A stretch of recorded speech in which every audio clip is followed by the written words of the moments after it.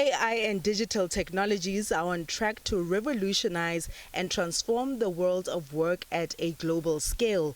Experts have argued that as companies begin to increase their investment in AI, South Africa's education system must ensure improved literacy and numeracy skills to keep up with the rate of change. I highlighted the contribution towards the deindustrialization of the economy that we are seeing, of the very poor educational outcomes, especially in the areas of maths and science, where I highlighted that no more than 3% of those students who begin school end up getting 60% or more for maths in matric, which is so critical to for applicability of jobs in an environment where technology is surging ahead, and especially AI is racing ahead.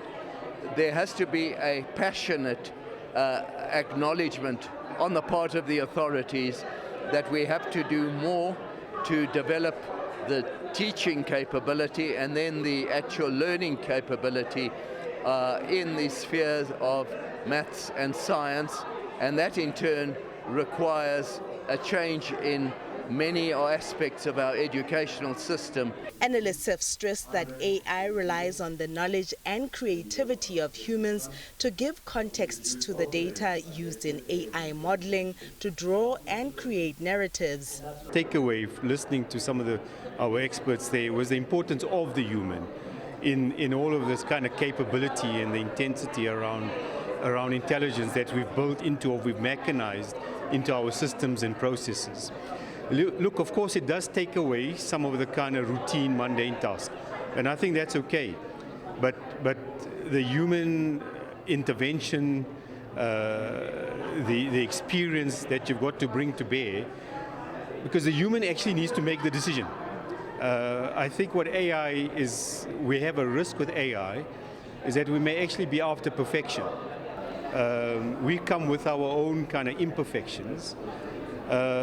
Because you could ask ChatGPT, you could ask Claude any number of questions until you kind of right up to the nth degree. But ultimately, we've got to make a decision. A leader in the rail sector says AI can address many of the challenges that have plagued the country's logistics system.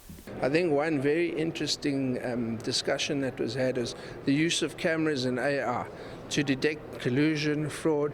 This is very relevant in a rail space where you don't want anybody coming onto your rail reserves, you don't want your tracks damaged.